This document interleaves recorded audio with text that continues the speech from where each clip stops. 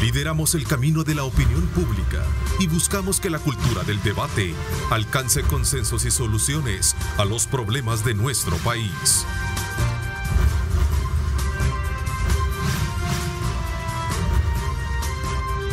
Diálogo con Ernesto López. Hola, ¿qué tal? ¿Cómo están? Qué placer enorme saludarles a ustedes. Son las 6 de la mañana con 32 minutos. Agradecemos a Dios Todopoderoso, como siempre, por darnos el privilegio de poder ingresar hasta la intimidad de sus hogares. Gracias por sintonizarnos en este miércoles 23 de enero de 2019. Vamos poco a poco, contando las horas, contando los días, para llegar hasta el 3 de febrero, que es el día en el que nos va a llevar precisamente a los salvadoreños a elegir un nuevo gobierno, un nuevo presidente. Así es que desde ya, pues usted muy pendiente de toda nuestra cartelera electoral, de cobertura periodística y de opinión que vamos a tener desde luego desde el día sábado temprano. Vamos a estar desplegados ya con nuestros equipos en los 14 departamentos de la República. Vamos a estar también fuera, más allá de nuestras fronteras, también midiéndole el termómetro, el pulso de opinión que va a generarse en torno a la elección de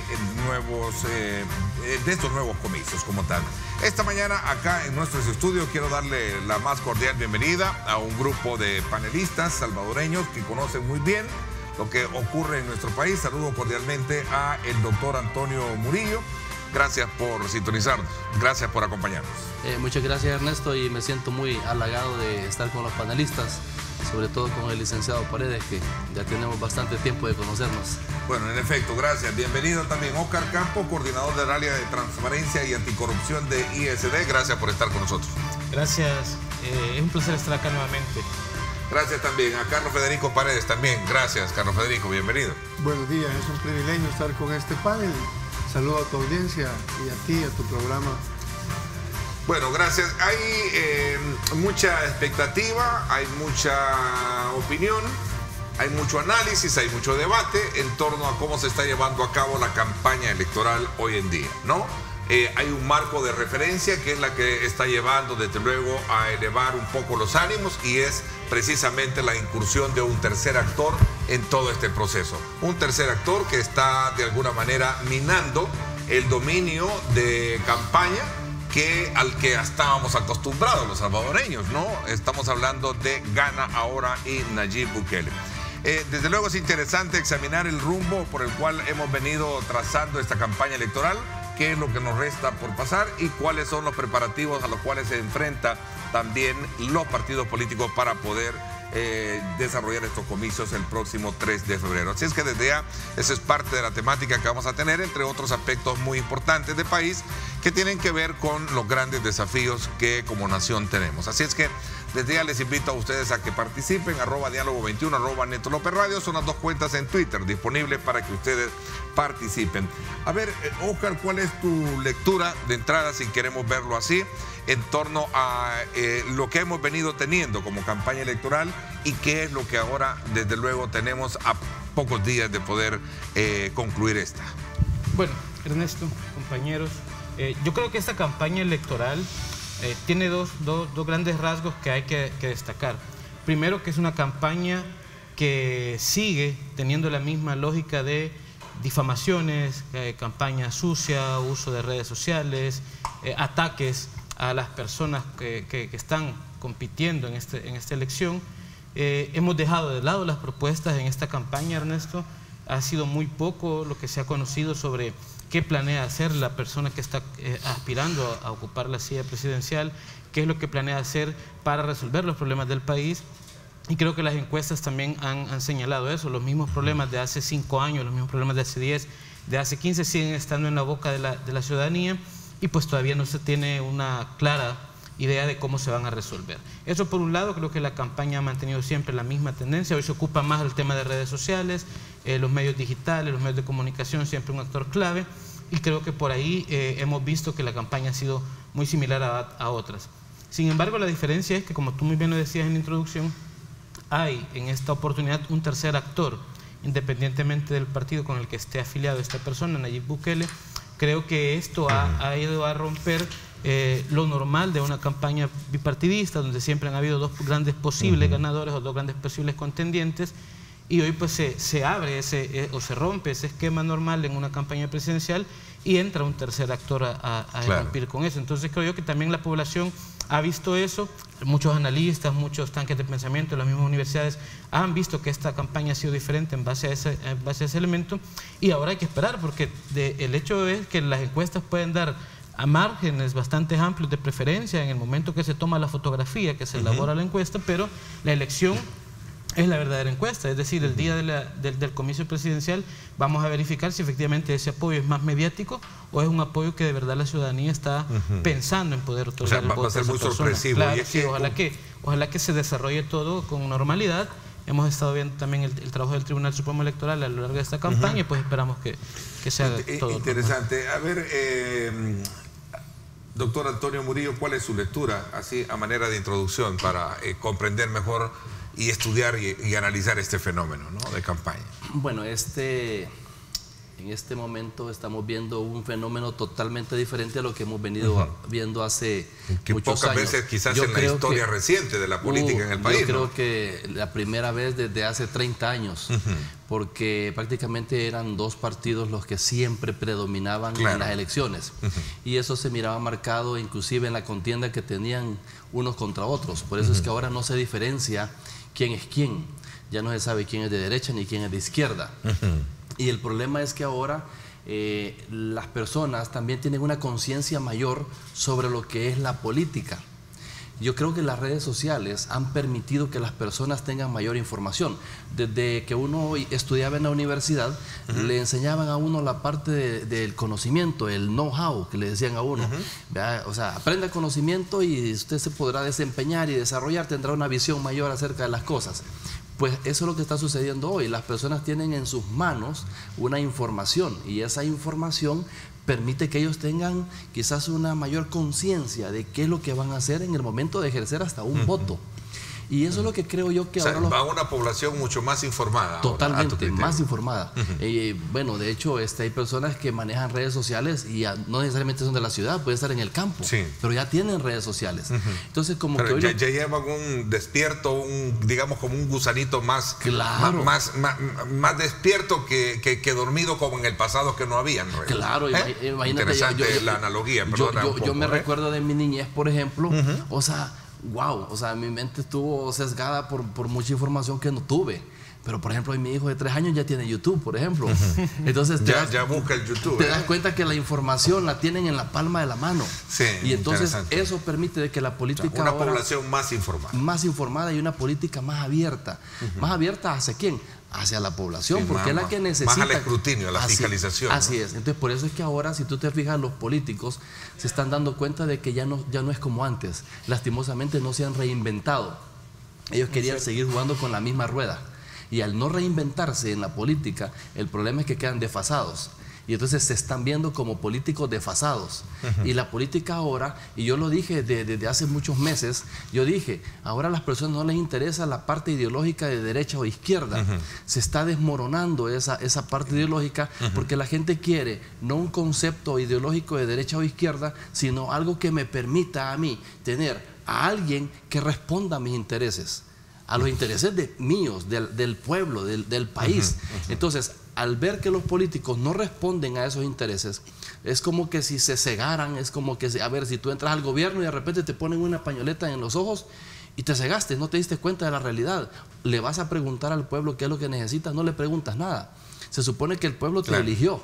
Y al elegirte el pueblo, tendrías que preguntarle, ¿le parece bien esto o le parece bien lo otro? Sin menospreciar, diría yo, y perdona que le sume un poquito a esto, el tema de los partidos políticos. Exactamente. O sea, los partidos políticos son necesarios. Claro, son el vehículo. Dentro de una estructura sólida de democracia, ¿verdad? Claro. Eso hay que sostenerlo.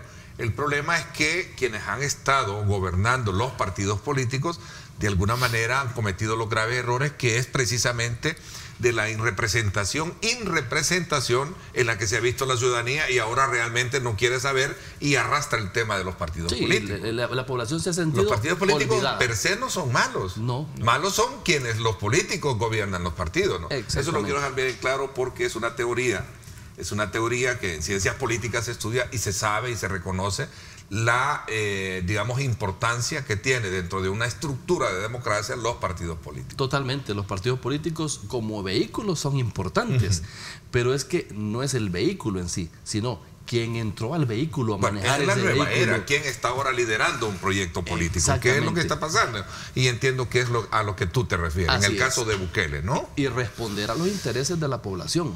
O sea, no importa, o sea, qué ideología quieras ponerte, o sea, qué camiseta quieres ponerte, pero qué es lo que le vas a demostrar al pueblo, cuáles son los cambios que le vas a dar, porque al final la política es lo más bonito, cuando se lleva al servicio de la población. Pero cuando realmente se presta para unos intereses mezquinos, intereses propios, intereses de un grupo, entonces eso realmente no lleva a un desarrollo. A ver, Carlos Federico, tu lectura que suma a estos buenos argumentos que han presentado tus antecesores. Sí, excelentes comentarios de ambos. Mira, siempre hemos venido a lo largo de los últimos 25 años o 27 años, después de la firma de los acuerdos de paz, ¿verdad?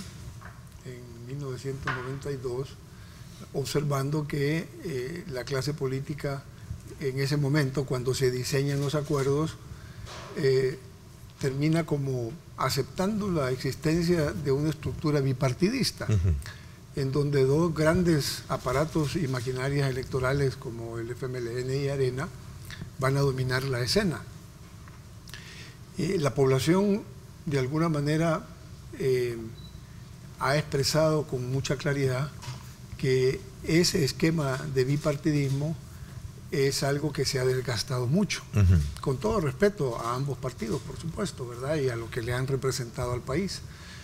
Pero pareciera ser, y los números respecto a las preferencias electorales lo indican, que ahora estamos en presencia, como tú muy bien decías, de una tercera fuerza. Una tercera fuerza que no tuvo nunca en el pasado la posibilidad de estructurarse. Lo intentó hacer Joaquín Villalobos cuando se separó del FMLN, no tuvo mayor resultado. Lo intentó hacer Héctor Silva, que tenía un excelente... la gente, pues había una percepción muy buena de parte de él. Y un buen proyecto, si lo queremos ver así, porque yo recuerdo que el doctor Silva representaba como esa moderación y ese cambio de generación política que el país necesitaba de gobierno, ¿no? Es correcto, y tampoco lo logró. Y lo logró, sí. Tampoco lo logró, digo. Sí, estructurar esa tercera fuerza. Sí, consumarse. Luego, más recientemente vimos el esfuerzo del expresidente Saca. El expresidente Tony Saca, sí. Esto tuvo ese interés. Por diferentes razones, porque las condiciones no estaban dadas, porque no había surgido la persona correcta, ¿verdad?, para movilizar el sentimiento popular. Yo le dije a Alfredo Cristiani, cuando se despedía la embajadora chilena, mira, Freddy, le dije, allá en los años 90, la gente se quería tomar la foto contigo. Y eso habla muy bien de ti. Pero quiero decirte, le dije, que ahora hay un nuevo líder a escala nacional y se llama Nayib Bukele. Y hoy la gente con quien se quiere tomar la foto es con él. Y eso lo expresa muy independientemente del resultado del 3 de febrero, porque eso ahí va a ser la encuesta final. Pero las encuestas han venido mostrando, no hoy, hace 3 años y medio, que el individuo parece que tiene empatía con los sectores sociales, ¿verdad? Diferentes sectores sociales. Y que, como muy bien lo han expresado los compañeros, ha hecho una participación política utilizando instrumentos tecnológicos que antes no estaban, no digamos que al alcance, porque han estado al alcance, pero que no estaban siendo utilizados de una manera apropiada para la comunicación social y comunicación política. O por lo menos, expresémoslo así, de esta manera, no se habían utilizado como herramientas de campaña electoral. Ahora, aquí, quienes me han antecedido, los compañeros del panel, han expresado que una señora de 85 años en un cantón en el departamento de Morazán anda con su celular, ¿verdad? Sí, y está informada. Como un instrumento de mecanismo. Sí. Anita Campos te lo está reafirmando un poco ese enfoque. En el campo somos testigos de que la gente humilde ya no cree en campañas populistas, se exigen soluciones, y lo decía también en este caso Antonio Murillo, ¿no? Entonces, yo creo que estamos frente a esa posibilidad de que finalmente el sistema bipartidista pueda tener un relevo. A mí me parece muy saludable para un país como El Salvador, y lo digo insisto, con todo respeto a los contendientes, que me parece que hemos tenido 3 candidatos de una gran calidad, y Josué Alvarado igual 4, me sumo con él, pero de manera particular los 3 que han estado más en las preferencias de la gente, me parece que han tenido una campaña de mucha altura. Me parece que los 3 tienen un perfil humano muy interesante, como no lo habíamos visto en el pasado. Era muy difícil encontrarse en una campaña, digamos, con lo mejor de cada partido. Y yo creo que ahora hemos visto eso, lo mejor de cada partido ha estado realmente expresando las posiciones políticas de su estructura partidaria. Entonces, desde esa perspectiva, yo considero que el país ya ganó, El Salvador ya ganó, y necesita un resultado electoral que le permita al salvadoreño recuperar la esperanza. Por lo tanto, la confianza en que podrán venir tiempos mejores, la confianza en que podrá recuperarse la economía del país, la confianza en que podrá finalmente abordarse el tema de la inseguridad que tiene absolutamente agobiado a la población. Y naturalmente todos los otros temas vinculados a las necesidades sociales, el tema de la educación, el tema de la salud, el tema del empleo. La población realmente ha venido mostrando un desencanto respecto al sistema político en su conjunto. Entonces, yo creo que eso se va a ver expresado el 3 de febrero. Sí. Vamos a verlo. Sí, no, pero es que de hecho ya se está viendo, porque tú ves las encuestas y ya la gente ya no le cree las propuestas que puede realizar el Partido Arena, por decir algo. Sí, ya no creen en que el sistema neoliberal, el sistema capitalista es el que nos va a ayudar a salir, hay que recuperar la economía o las relaciones con Estados Unidos y cerrar Cuba, China, etcétera. Ya la gente no cree en eso, pero le dieron la oportunidad en el 2009 al Frente, y el Frente no hizo los cambios estructurales que prometió hacer, no cambió en el sentido de la gente esos mecanismos para solucionar problemas. En algunas cosas sí se han hecho, hay que decirlo, que se ha avanzado en algunos temas, programas sociales, etcétera, etcétera. Hay cifras que lastimosamente, comunicativamente, el gobierno no las supo vender, no las supo presentar, a pesar de que se hayan gastado varios millones en publicidad, pero la gente quedó con esa sensación de que no se logró el cambio que esperaban hace 10 años. Y ahora, como usted muy bien lo dice, una posible tercera vía que viene a captar todo este desencanto de más de 30 años o casi 30 años de administraciones. Entonces, por ahí puede también ir dándose la vía para tratar de encontrar esa solución que no le ha llegado todavía. Entonces, yo creo que ya se está comenzando a ver esa situación, y esperemos, como usted muy bien lo dice, que el 3 de febrero sea pues un día que, más allá de una fiesta cívica, nos permita dar un rompeviento para cambiar, entonces, en este sentido, la dirección que lleve el país. Porque de nada va a servir que gane una nueva persona o un nuevo partido político que llegue a la silla presidencial si va a venir reciclando, va a venir siguiendo las mismas tradiciones de los antecesores. Entonces, la gente va a seguir desconfiando, va a seguir perdiendo credibilidad en el sistema político que tenemos. Y aquí también entra otro tema que yo quisiera traerlo a discusión, es el rol de las instituciones públicas, ¿sí? Que no dependen en sí del Ejecutivo, no dependen en sí de una elección popular, pero sí dependen también del sentir de la gente. La gente no está creyendo ya en la Corte de Cuentas, por ejemplo. Sí. No va a creer si sale Salvador Sánchez Serén con un finiquito, porque ya nos pasó en varios años atrás que la Corte de Cuentas entregó finiquitos y después vemos a los expresidentes o los exfuncionarios con sendos procesos judiciales. Alguna gente no cree en el Tribunal Supremo Electoral, la cosa del script en el 2018, etcétera, etcétera. Entonces, creo yo que también por ahí hay que ir viendo que la gente nos está dando mensajes, ¿sí? Hay que cambiar también la forma en cómo se eligen estas personas que están al frente de las instituciones, para que también la gente tenga credibilidad en todo el sistema democrático y no solamente en la elección presidencial. Exacto, y de hecho yo creo que la población ya perdió el miedo también. Sí.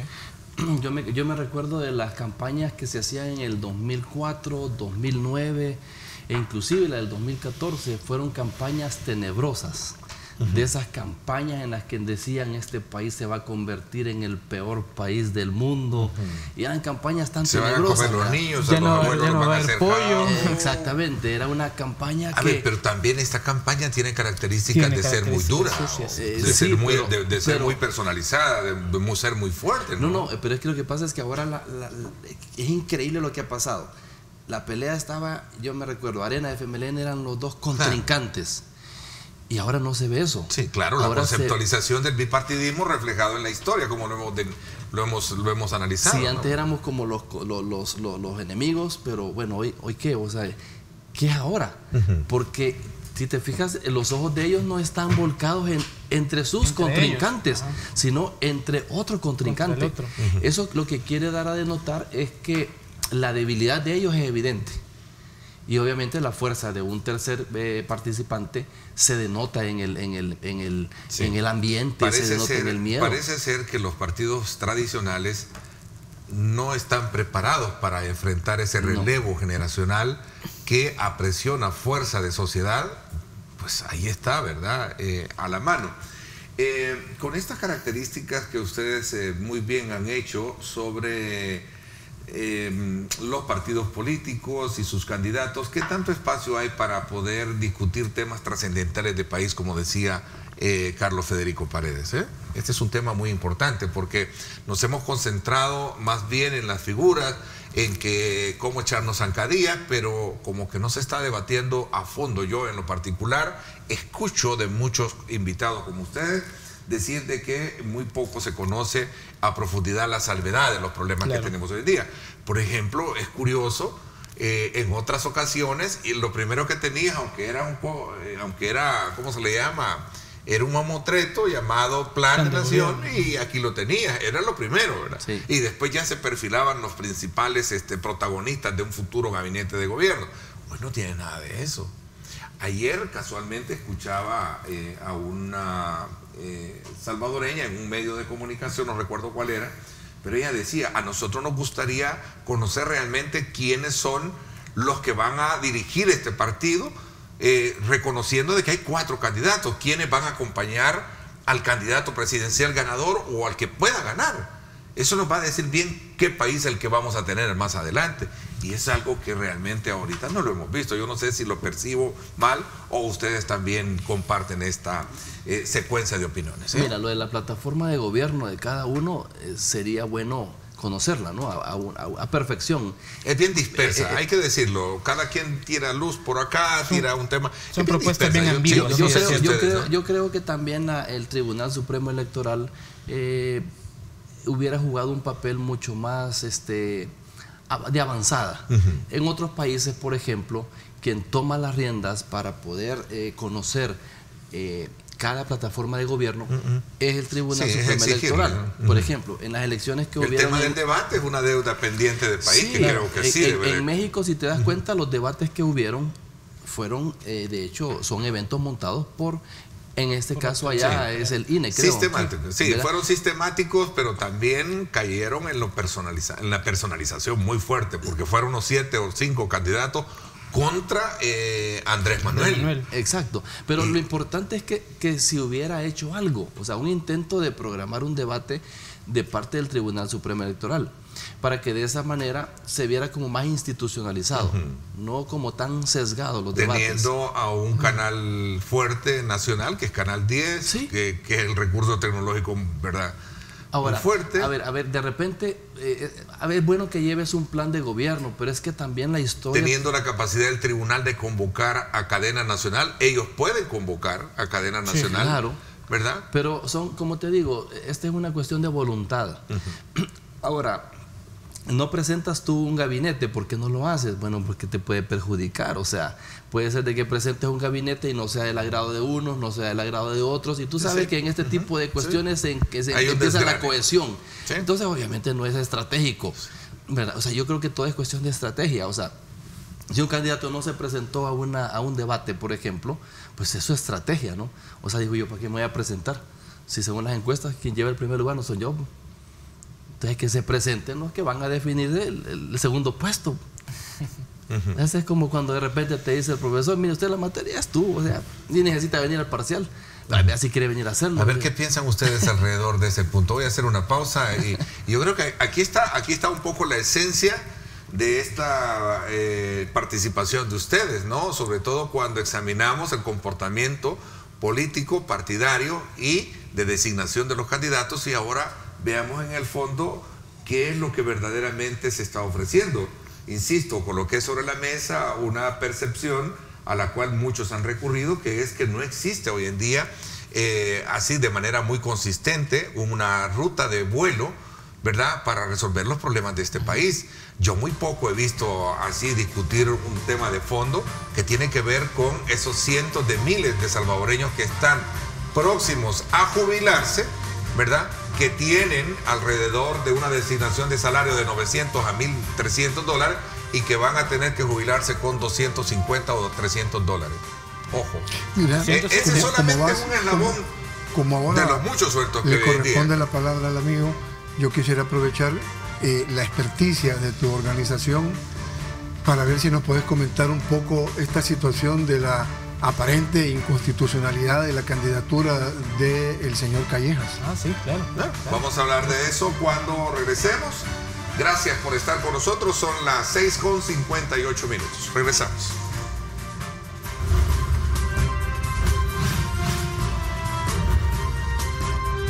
Diálogo con Ernesto López. Estás viendo Diálogo con Ernesto López.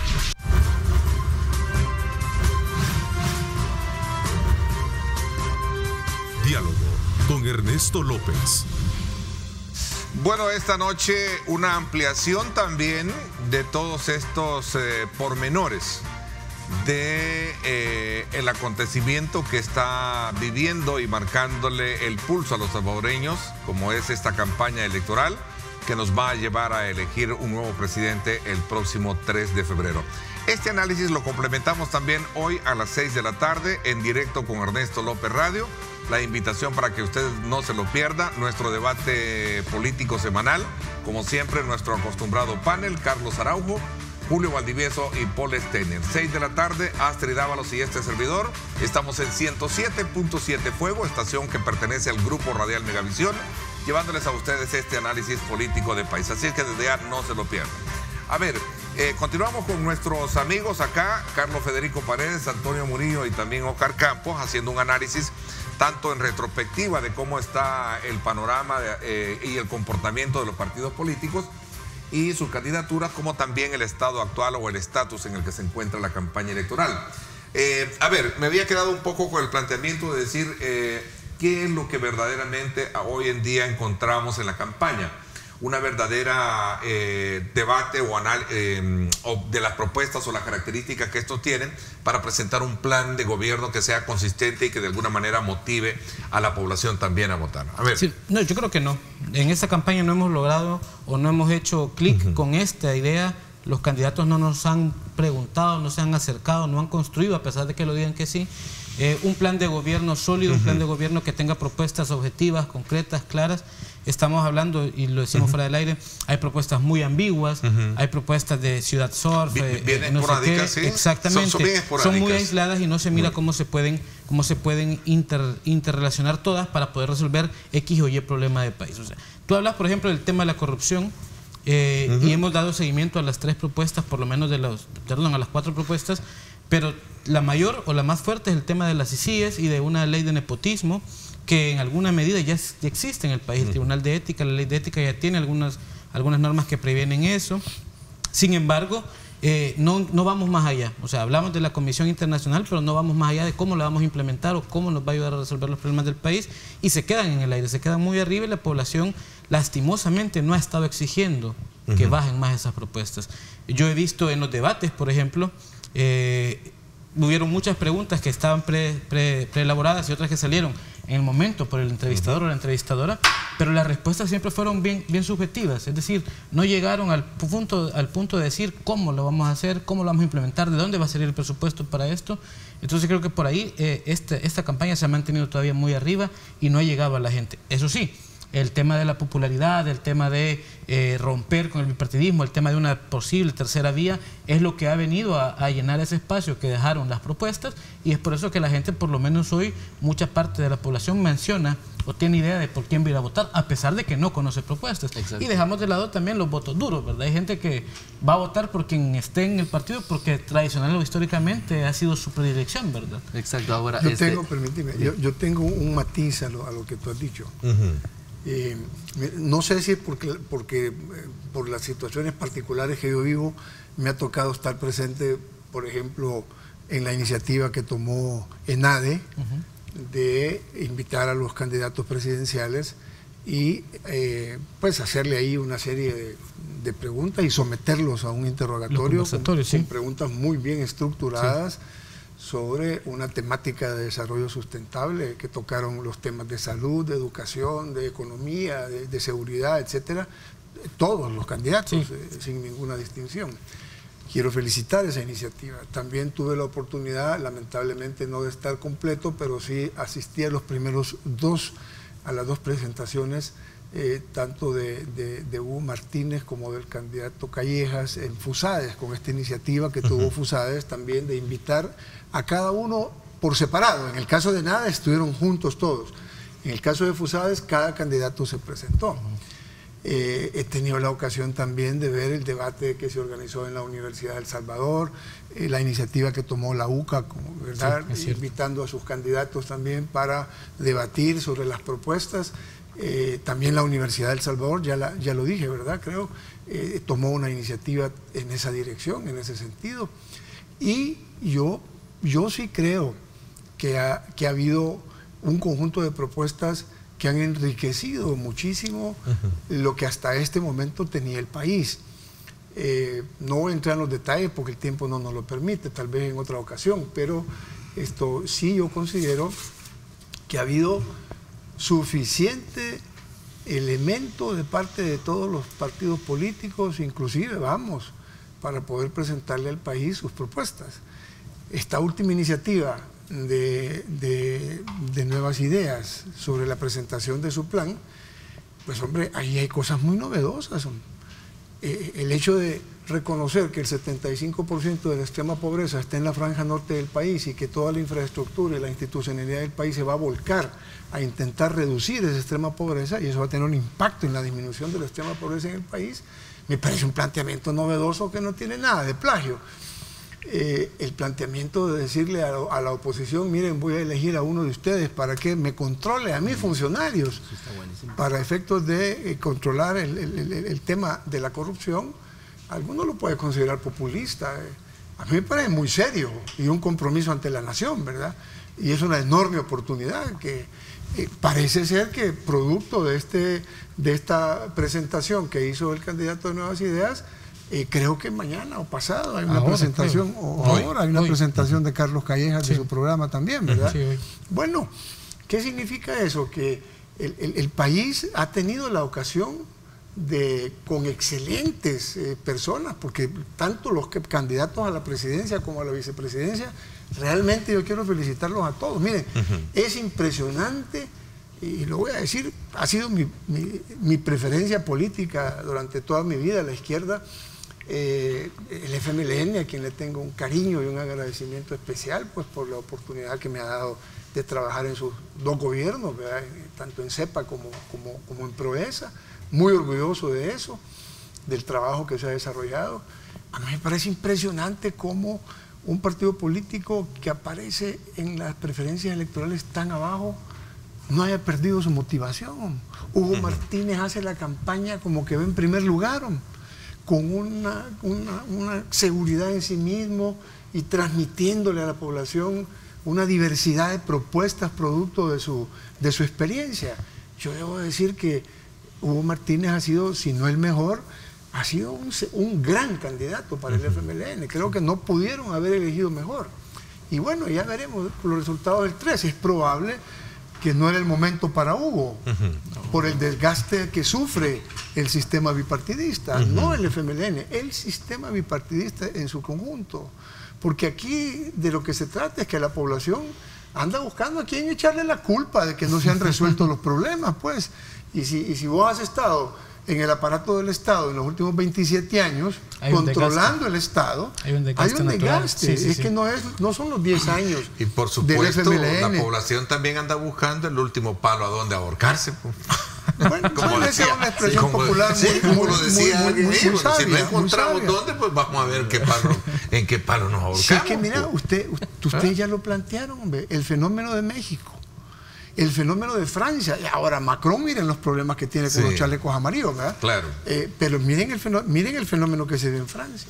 No, miren lo que ha pasado en Italia, de un encuentro entre las extremas, la extrema derecha y la extrema izquierda. Hay ejemplos o antecedentes o características del comportamiento político de otras sociedades que se parecen muchísimo a lo que está pasando ahora en Centroamérica, especialmente en el caso de México, como tú lo ponías, ¿no? Pero mira, yo quisiera volver a introducir, y disculpadme que tú eres el presentador y el que conduce, y yo me atreví a hacer una pregunta. No, claro, sobre el tema de la inconstitucionalidad de la candidatura del candidato. ¿Y cuál es el reto que tiene tanto el Tribunal Supremo Electoral como la Corte de lo Constitucional? Porque la demanda va a ser presentada. Ese punto ya lo aclaró él. Yo en lo particular se lo pregunté a Carlos Callejas y él decía, mire, ya lo aclaré, yo no he tenido ninguna participación activa en todo esto de los negocios de la familia frente a este. Pero a ver, eres tú, como decía Carlos Federico, el que te hace la pregunta, y tú conoces muy bien de esto, materialmente, obviamente, él y la sociedad Calleja no es concesionaria directa del Estado, pues, materialmente.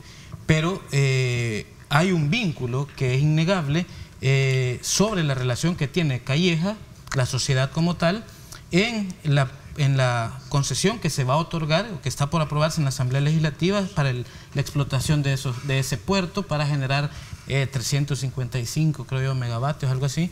Y en ese sentido sí queda un vínculo todavía, porque sale él de la Junta Directiva del Consejo de Gerentes de Invenergy, Clean Power, que es la concesionaria o la dueña del 85% de la concesionaria, sale él, pero queda el papá en representación de él. O sea, él renunció a esta junta, queda el papá. Y en Calleja, Sociedad de SADCB, sale él de la junta directiva de Calleja, donde era tercer director, pero entra la mamá, entonces, y siempre su papá es el presidente. Entonces, ese vínculo ya la sala, en la sentencia 163 del 2013 contra Tony Saca, ya decía, tú para poder participar políticamente cumplís formalmente con el requisito de no ser concesionario del Estado, pero renunciaste a tus concesiones, renunciaste a tus acciones o a tu vínculo con estas sociedades, pero ese vínculo persiste. Entonces, nada dice la sala, al final nada puede venir a darnos seguridad de que cuando termine el periodo presidencial o que dentro del periodo presidencial van a haber o no conflictos de intereses, porque tu vínculo con estas sociedades siguen. Entonces creo yo que va a ser un buen... Esa fue la sentencia de Saca. Esa fue la sentencia de Saca que se aplica y es bastante parecida a la que se puede aplicar. De hecho, todos los criterios que la sala argumentó en la 163-2013 hoy se aplican. Si Carlos Calleja dice, no, mire, yo renuncié el 7 de noviembre a la sociedad Calleja, pero el 8 se vencía el plazo para inscribirse como precandidato en Arena. Entonces su intención era marcadamente política, pues.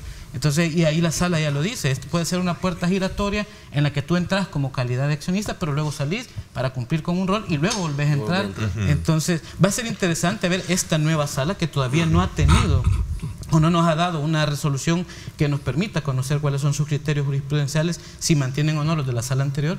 Mira, y a propósito, ¿será que la sala está siendo prudente, como en algún momento se le, digamos, demandó a la anterior sala? Yo creo prudente que en cuanto a sentenciar en momentos coyunturales del país que más que bien generaba inestabilidad? Yo creo que sí, porque por ejemplo ves tú la sentencia. ¿Eso tú lo ves tú como abogado, como un hombre muy... Hay que modular los efectos de la sentencia y máximo en una época preelectoral donde puedes afectar. La admisión de la demanda contra Josué Alvarado por el tema de que no pertenece o sí pertenece al Estado seglar, a mí me parece bastante interesante porque no rompe con el sistema de los 4 partidos compitiendo, no le quita a él el derecho de ejercer su sufragio pasivo como postularse. Pero advierte que de ganar, absténgase a lo que vamos a sentenciar. Y el artículo 147 del Código Electoral también te dice, si hay alguna duda sobre la capacidad legal o física de la persona que va como candidato, hasta un día antes de la elección puedes cambiarlo. Entonces, yo creo que la sentencia... Disculpa que despierte un poco mi amor por el cristianismo, pero aquí con esa sentencia y con lo que se le estaba cuestionando, todo apunta a pensar de que a los salvadoreños nos gusta tener a presidentes corruptos y cualquier otra cosa, y menos a un cristiano. Perdóname, voy a sacar. Sí, yo también no he entendido ese punto. Sí. Solo entiendo de que... Porque también al otro se le cuestiona de que por qué porque tiene su comparecencia. Ajá, su sí, raíz o sea, y todo. aquí queremos a un ladrón, pues queremos un mañoso, queremos esto. No puede ser. Sí, esa parte yo inclusive la encuentro un poco incomprensible. Sí. De hecho, que tenga unos vínculos seglares, como tú decías, y que no se le permita participar solo por esos vínculos. Bueno, al final yo creo que en la sociedad tú debes de tener atracción por muchas cosas, ¿no? De repente puedes convertirte en un líder y muchas personas te pueden seguir por algún tipo de liderazgo. Sí. Pero específicamente... Si el hecho de que yo sea cristiano no me hace a mí llevar a todo el mundo que sea cristiano o particularmente si soy musulmán o soy... Sí, pero lo que pasa es que no se trata de ver el tema de la fe como tal, o sea, no es si sos o no sos cristiano. Aquí hemos tenido presidentes masones y nadie ha dicho nada. Exactamente, entonces es cumplir con el Estado laico que dice la Constitución. Pero y ya descubrimos que no importa, ya descubrimos esto, que no importa a qué religión pertenezca. Claro. O sea... Y ahí tenés los resultados de la ¿cómo se le llama? De la moralidad en la que han caído, la inmoralidad en la que han caído. Exacto, pues. Entonces, ¿por qué queremos ahora relacionar solo porque es cristiano? No puede ser. No, entonces yo pienso me tocaron el punto el cual yo pienso ¿no? que estas son las cosas en las que uno se da cuenta de que los partidos políticos y sus dirigentes y líderes no han evolucionado. No hay evolución. Es que mira, cuando tú ves que no hay evolución, es difícil que te puedan engañar. Es que qué bueno que la vida, y cada vez que nace un ser humano, también nace la evolución. Ya no hay un retroceso, sino un adelanto. La nueva generación ya no piensa igual, ya no quieren lo mismo, quieren algo diferente, aspiran a otras cosas. Y entonces los políticos quieren seguir, ellos con su edad, retrógrados, pensando hacia atrás, queriendo hacer las cosas de hace 20 años. Si la gente, los nuevos seres humanos que vienen a este planeta, como que ya trajeran un chip pero fíjate, que ya lo lleva a un avance más adelante. Antonio, que yo creo, y ahí un elemento, no sé, Carlos Federico, si es que ahí no importa que seas tú viejo o lo que sea, si yo creo que la población lo que le ha indignado es el comportamiento inmoral en la que han caído por el tema de la corrupción. ¿Cómo es posible? Y que me perdonen los implicados, ¿verdad? Pero allí está ya un presidente que ha confesado que sí robó. No me lo estoy inventando yo, con todo el respeto a Elías Antonio Saca. Él lo ha confesado, confesó que tomó dinero del Estado. Pues. Bueno, imagínate el caso. Y está el caso del expresidente Funes, que también se le está achacando, ¿verdad? Se le está achacando.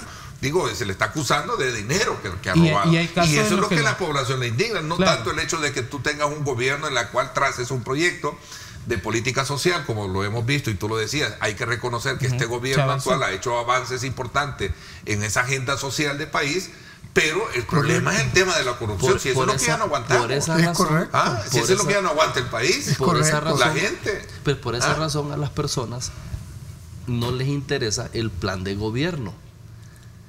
O sea, haz cuenta el caso que te pongo esto. Imagínate que yo te digo, mira, este es el plan de gobierno. Tú dices, este es mi plan de gobierno. Ok, entonces tú dices, bueno, se lo voy a asignar a persona A, a persona B o a persona C. ¿Tú qué miras en esas personas? Bueno, miras las capacidades que tienen, sí, pero miras quiénes están detrás de esas personas. Entonces, al final, lo que tú necesitas es que tu plan de gobierno se desarrolle, se ejerza. Por muy pequeño que sea un plan de gobierno o por muy sencillo que sea, bueno, pero hazlo, resuelve a la gente los problemas. Carlos Federico, ¿qué piensas tú? Bueno, mira, a mí me parece, yo estoy abrumado y muy feliz de estar con estos jóvenes. Yo soy de los viejos, ¿verdad? 67 años. Pero como tú decís, lo importante no es la edad. Lo importante es la actitud que tengas, ¿verdad? La renovación mental. La renovación y la posibilidad de ver las cosas como son en la realidad. El tema es que cuando estamos demasiado enamorados de lo que creemos y de nuestros intereses, no estamos preparados para aceptar la verdad.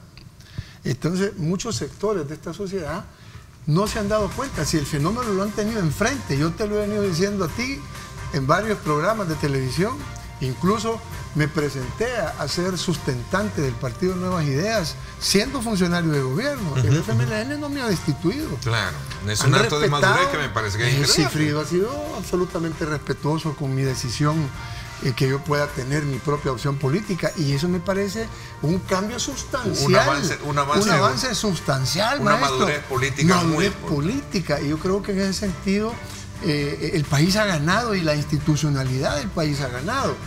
Esto quiero decírtelo con mucha claridad, que yo espero, y vuelvo a insistir, que el salvadoreño pueda recuperar la esperanza, que el salvadoreño pueda recuperar la seguridad, que el salvadoreño pueda tener acceso a empleo digno, que el salvadoreño pueda resolver el tema del acceso a los servicios públicos, como son el agua, como son la electricidad, es la infraestructura en su conjunto. Tres cosas fundamentales.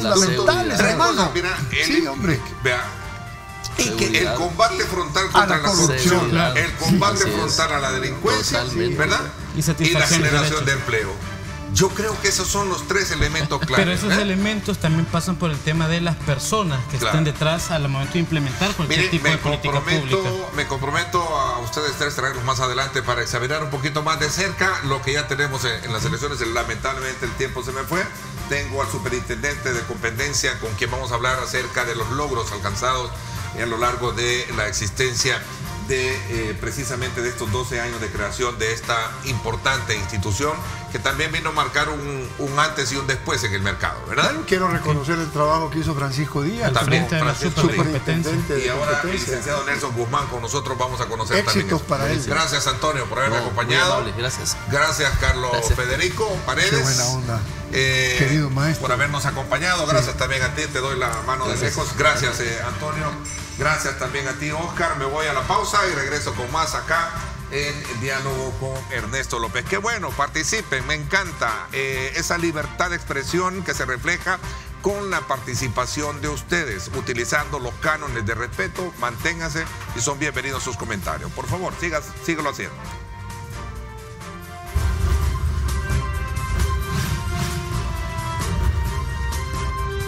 Diálogo con Ernesto López. Estás viendo Diálogo con Ernesto López.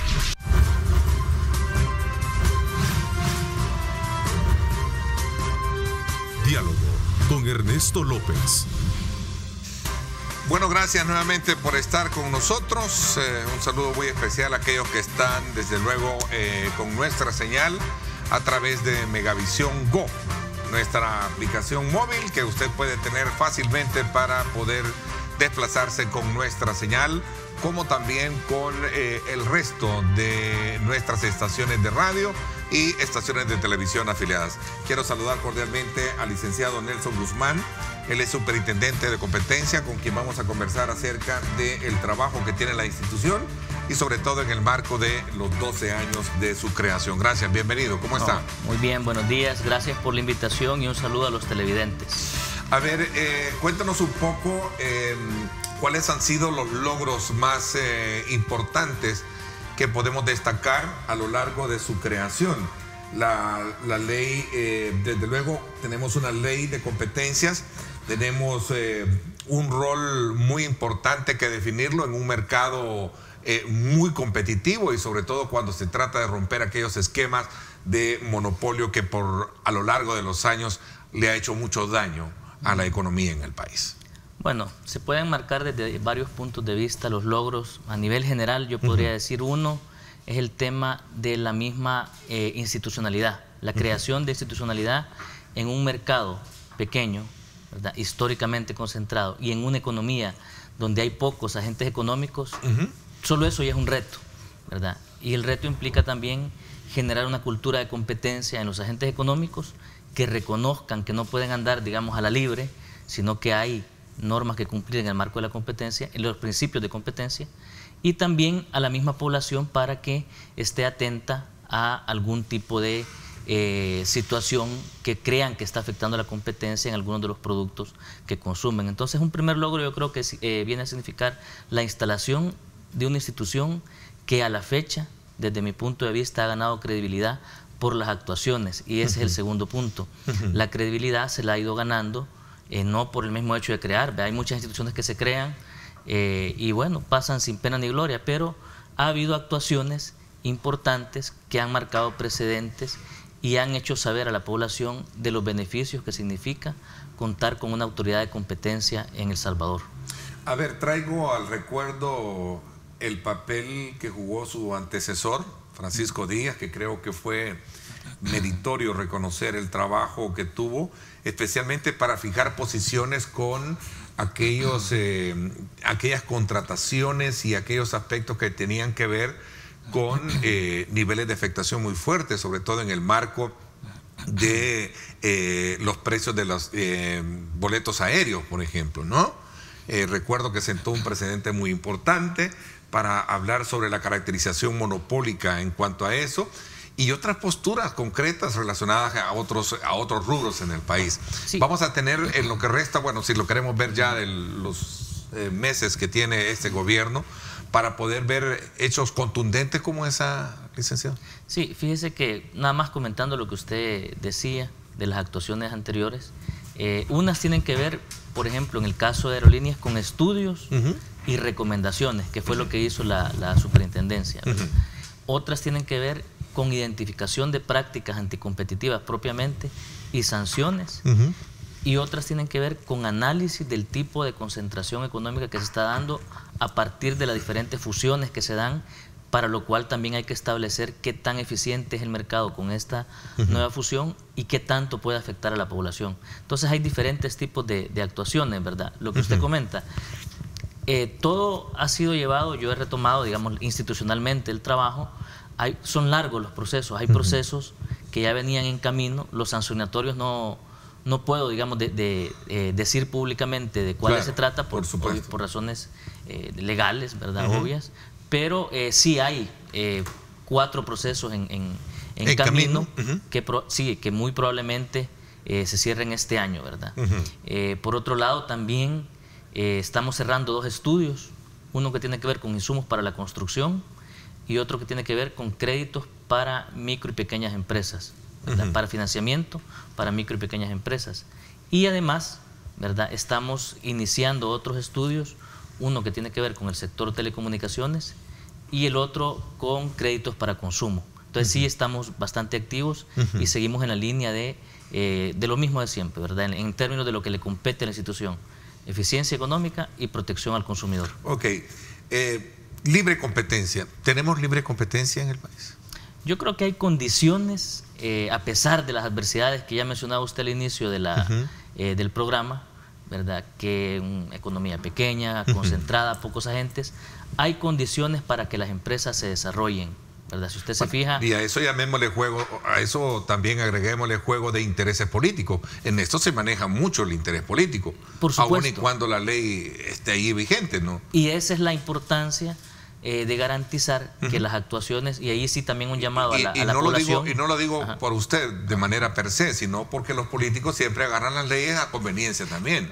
Exactamente, y por eso también yo remarco, ¿verdad?, que por eso es lo importante de que la población, los medios de comunicación estén atentos a las actuaciones de las instituciones como la superintendencia, porque un principio importante es la independencia, ¿verdad?, porque no debería de responder a ningún interés económico o político las decisiones que se tomen en la institución. Y esos son los precedentes que creo yo que han marcado la credibilidad de la institución a lo largo de los años. Eso. ¿A qué nos lleva entonces esta efeméride, esta celebración? 12 años. Nosotros quisimos hacer un juego de palabras, digamos, en el sentido de que tenemos 12 años. Con esta fecha. Teníamos, digamos, ya estamos ahora este año se cumplirían 13, pero estamos cerrando. Bueno, hay que reconocer que ha sido este gobierno, la superintendencia nace en los gobiernos del Frente o nació en el de Antonio Saca. 2006. Entonces fue con el gobierno de Antonio Saca. Antonio Saca, ¿no? Ajá, sí. Pero sin embargo, esa es la fortaleza, ¿verdad?, que ha sabido mantenerse a través de las diferentes actuaciones a la hora de crearse, a la hora de desarrollarse y a la hora de generar precedentes. ¿A qué nos lleva? Usted decía los 12 años. Bueno, los 12 años, pero además los 12 meses que acaban de pasar, que era parte también de la intención de informar a la población de las principales acciones que se han estado desarrollando en el último año. Bueno, voy a hacer una pausa, me la están pidiendo. Cuando regresemos, Hay un hecho bien importante alrededor del trabajo que ustedes desarrollan, sobre todo cuando hace creo que 2 o 3 meses conocimos de una alerta sobre dependencia a la importación de alimentos en el país. ¿Qué tanto se ha logrado corregir bajo esa lógica de denuncia que ustedes plantearon? ¿Y qué implica? Es decir, todo ese cambio de generación de importaciones por exportación que llevó de alguna manera a impactar toda la estructura nuestra productiva cuando se cambió ese modelo hace mucho tiempo. Y ahora creo que nos está pasando, no es extraño decirlo, la factura de que dependemos más de lo que se exporta, de lo que se importa, que de lo que nosotros producimos. Así es. Hablamos de esto cuando regresemos. Gracias por estar con nosotros, 7:32. Vamos a la pausa y volvemos con más.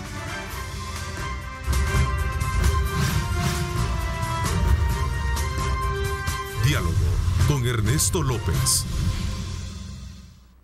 Estás viendo Diálogo con Ernesto López.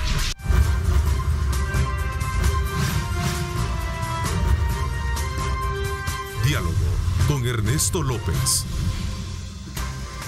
Bueno, gracias nuevamente por estar con nosotros. Continuamos conociendo más sobre el trabajo de la Superintendencia de Competencia a través del responsable de esta institución, el licenciado Nelson Guzmán, y precisamente con quien estamos haciendo un abordaje sobre 12 años desde la creación, los avances que el país ha tenido.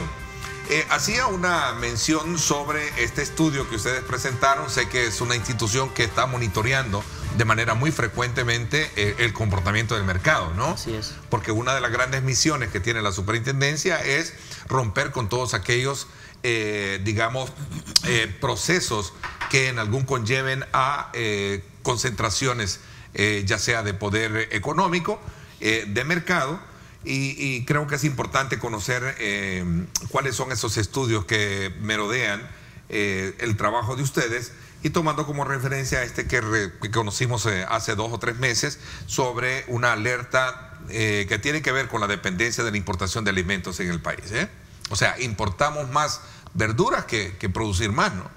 Sí, estas son condiciones que se han dado en los últimos años, ¿verdad? Y nosotros lo que hicimos es prácticamente hacer un análisis de la estructura del mercado y cómo eso impactaba en el bienestar del consumidor y cómo se podían generar algunas recomendaciones. Lo que hacemos es, no siempre el tema de o las actuaciones en materia de competencia llevan a sanciones. Muchas veces nosotros hacemos recomendaciones de política pública a las instituciones del Estado. Ministerio de Agricultura, temas de producción; Ministerio de Economía, temas de aranceles; Ministerio de Hacienda, posiblemente temas de tributos. O sea, hacemos recomendaciones que puedan generar menos, o más bien, que generen menos barreras para la competencia. Bueno, en particular, el énfasis era advertirle digamos, al gobierno mismo sobre la necesidad de mejorar su política pública relacionada con el tema de la productividad, ¿no? Así es, por eso mismo nosotros, es un trabajo, en este caso,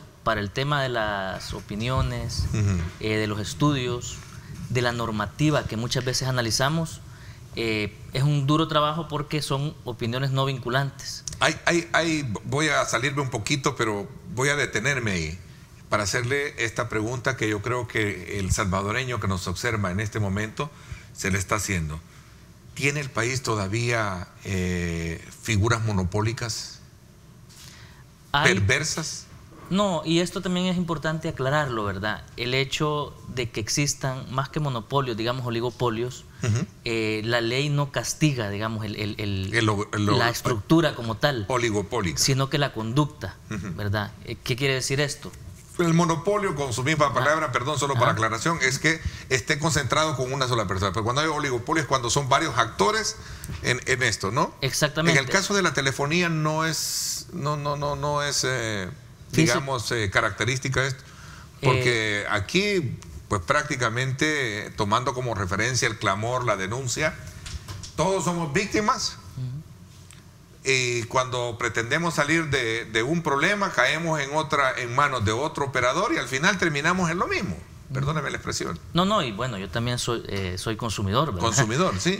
Ahí sí es importante que saque el tema, porque hemos estado teniendo algunas consultas a propósito del tema de telefonía, ¿verdad? De Telefónica, que quiere vender sus activos, ¿verdad? Entonces, ahí, un poco con su pregunta, en América Latina y en el mundo, es normal, más bien, es más o menos regular que entre 3 y 4 sean el número de empresas que operan en los países. O sea, esa figura, digamos, es que más o menos así funciona. El caso nuestro es, todas las operadoras estas son de un mismo dueño, ¿no? Bueno, pero son diferentes, digamos, en el caso estrictamente son diferentes. Entonces, 3 o 4 son más o menos el promedio. En la Asamblea se discute una moción que ha presentado Francis Sabla, que va encaminada a romper un poco esos esquemas digamos, irregulares de mercado, ¿no? ¿Lo ven bien positivo ustedes? No, bueno, no hemos revisado la propuesta de proyecto, sin embargo, sí le puedo decir que nosotros estamos atentos a lo que sucede también en el mercado. Claros ejemplos de lo que ha pasado. La denegación de una concentración económica, en el caso, claro, de Giselle, que fue hace años, ¿verdad? Sí, claro. La sanción que se dio también por acuerdos que se dieron para fijar una tarifa, las operadoras que dijeron 21 centavos, vamos a cobrar todas, y bueno, hasta lo publicaron, ¿verdad? Eso también, sanción, no se puede. Inmediatamente actuaron ustedes y dijeron, eso es... Está una práctica anticompetitiva. Sí. Y ahora que anda el rumor, digamos, hay noticias de que quieren vender los activos de una telefónica, también tienen que, en el marco de la ley, si superan los umbrales establecidos, tienen que solicitar autorización a la superintendencia y nosotros hacer el análisis correspondiente para ver si esto no va a afectar el mercado en materia de eficiencia y en materia de protección al consumidor. Eso ocurrió con el tema de la constancia y también la marca de uno de sus productos. Efectivamente. Que también ustedes jugaron un papel muy importante en ello. Efectivamente, en algunos ¿Fue para casos, beneficio del mercado, del consumidor? Es que ese es el análisis que se hace caso por caso. En el caso de la cerveza se determinó que era un cuasi monopolio a la hora de venderle los activos, entonces el remedio se le llama, tiene que ser vender 2 marcas para que haya competencia en el mercado. Entonces se le obligó, y no cualquier marca, ¿verdad? Se le obligó a vender Regia y Suprema, ¿verdad? Que son marcas emblemáticas. Entonces, para que realmente se diera la competencia. Y ese remedio la empresa acepta, digamos, ese arreglo para que se promueva la competencia y no haya, digamos, estas conductas que puedan atentar contra los consumidores.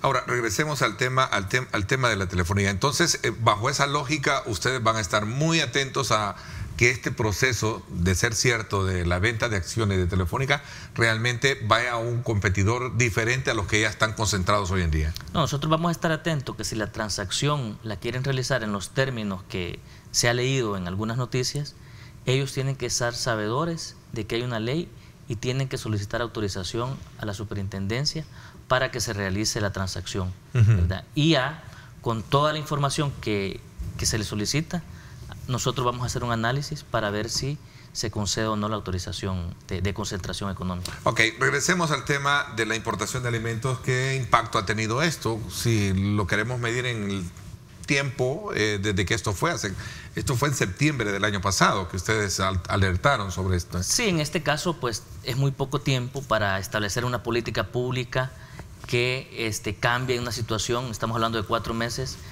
a propósito de un estudio. Sin embargo, sí hemos visto reacción en otros estudios que nos parece un tanto curioso y vamos a seguir monitoreando para saber si en efecto es producto de una actuación nuestra. Se sacó un estudio relacionado a las carnes también a finales de año y se mencionaron todos los aspectos que significaba, cómo estaba la estructura del mercado y los precios han empezado a bajar.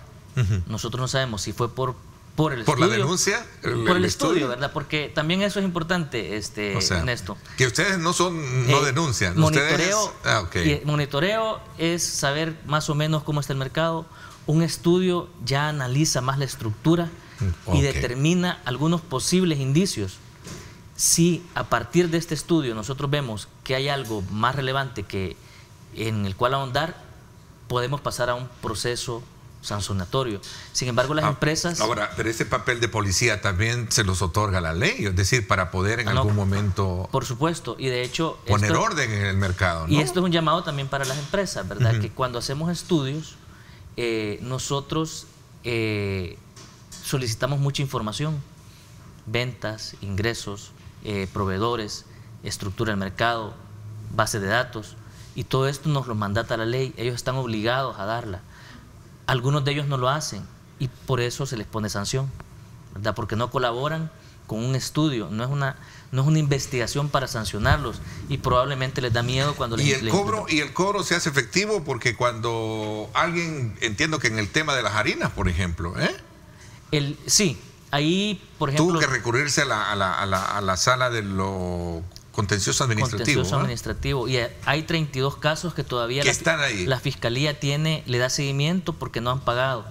Pero nos parece positivo, por ejemplo, que la semana pasada vino un cheque ya cobrado por la actuación de la Fiscalía, esta semana vino otro.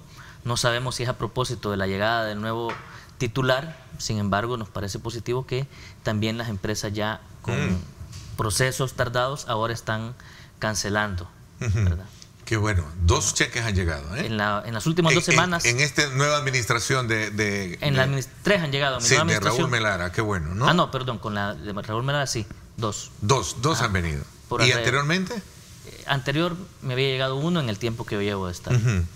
Entonces, parece bien. Eso dice mucho de, digamos, de hacer valer y cumplir la ley en este país, porque realmente, regreso al punto, ¿no? Aquí los políticos, aprovechando la política, siempre han agarrado la ley y me quedo 3 puntos ahí nomás, ¿no? No, así Pero es. lo importante es hacer valer que se cumpla esto, porque uno de los más grandes males en este país que hemos tenido es que esos grupos de monopolio, oligopolios, le han hecho mucho daño a la economía. Sí, porque... Esa concentración de poder económico y de negocios no le ha permitido a aquel otro salir adelante, ¿no? Y hay que decirlo claro también, ¿verdad? Anteriormente, no estoy hablando exactamente de la superintendencia, pero han utilizado las instituciones para favorecer empresas, ¿verdad? Entonces esto pues ya también creo yo que poco a poco se ha ido disminuyendo en los últimos años. ¿Se puede saber esos las empresas que ya cancelaron esa multa? Se lo puedo dar más adelante porque esto recién no lo tengo a la mano realmente. Voy a hacer una pausa cuando regresemos. Hablando de tiempos, usted me decía que tiene la parte del tiempo. La ley de competencias, ¿qué tiene que, de alguna manera, cómo se ve impactada con la ley de procedimientos administrativos que entra en vigencia hoy, este año? Queremos ver porque la ley de procedimientos administrativos establece plazos, ¿sí?, para la sanción o para la determinación de una investigación. Y en el caso de ustedes que tienen a veces más tiempo o se requieren, ¿cómo van a hacer para cumplir con esto? Vamos a hablar de esto cuando regresemos. 7:47, gracias por estar con nosotros.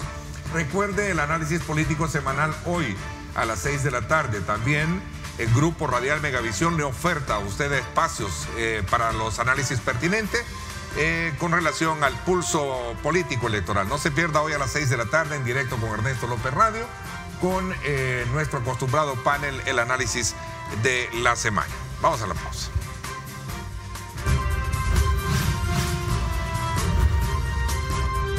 Diálogo con Ernesto López. El futuro es imaginar, es pensar en grande. Prepárate hoy. Estudia en la UFG y amplía tus oportunidades. UFG, tecnología, innovación y calidad.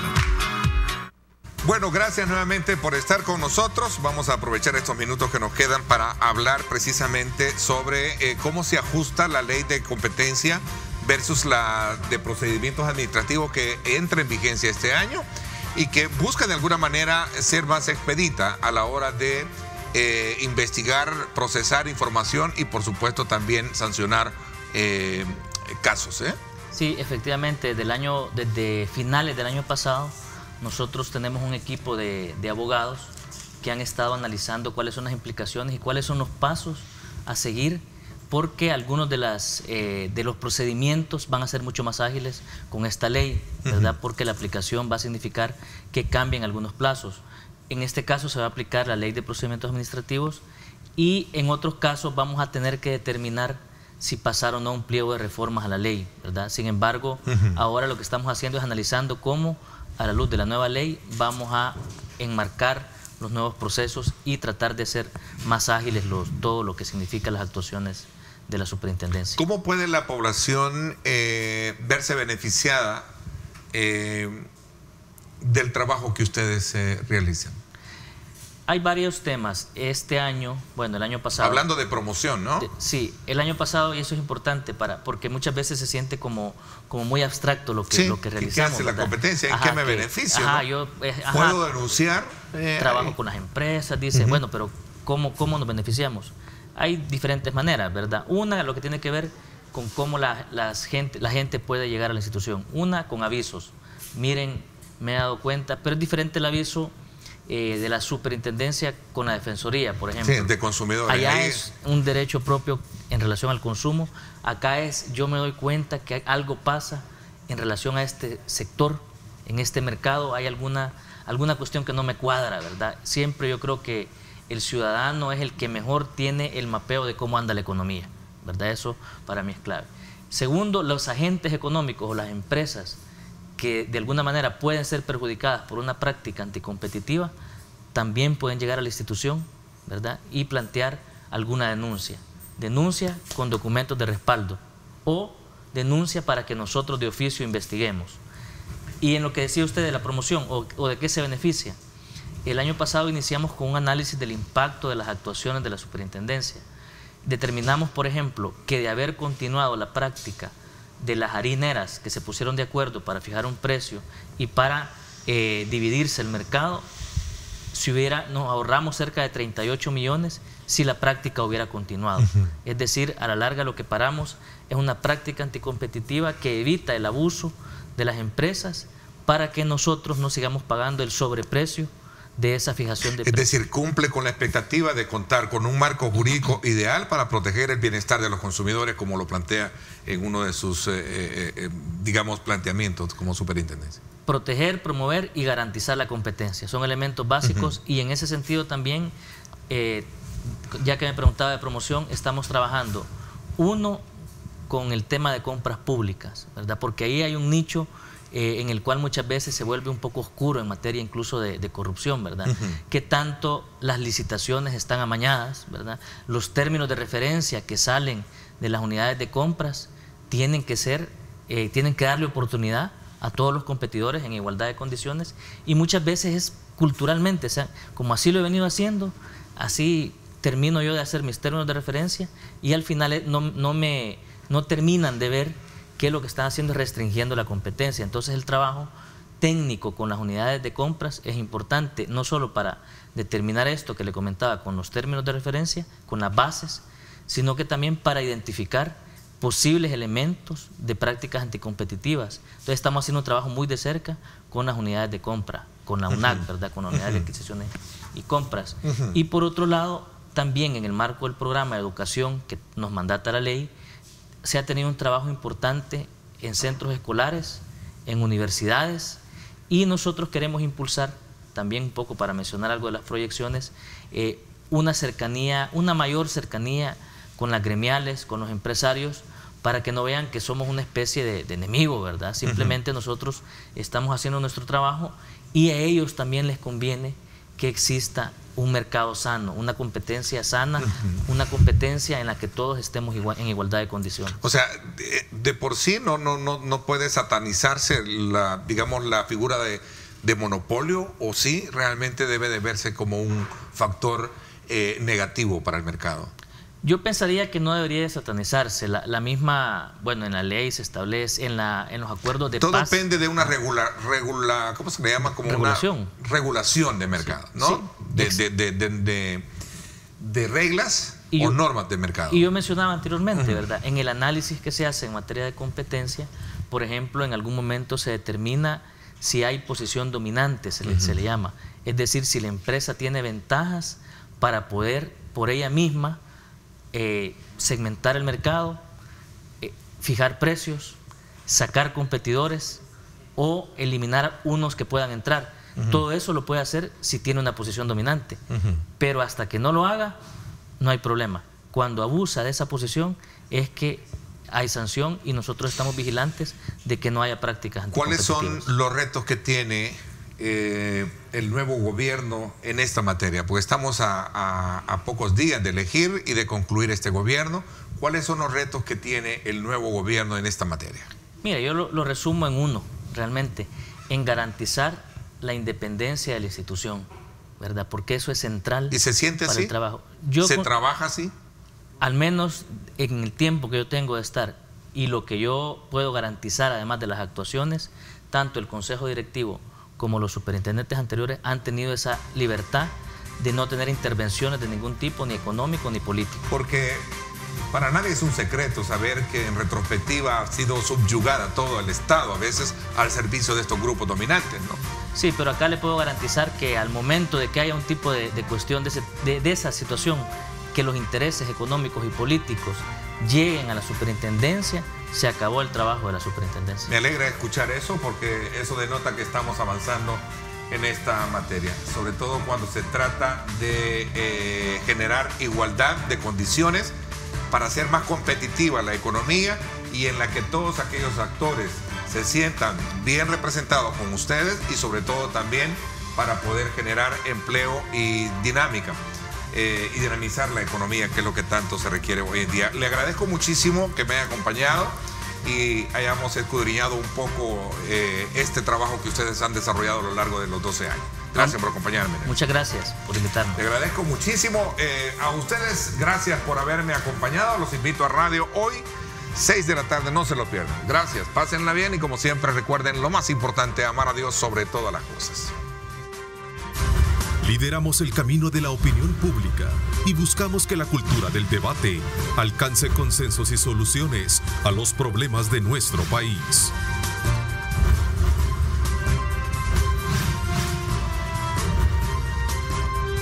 Diálogo con Ernesto López.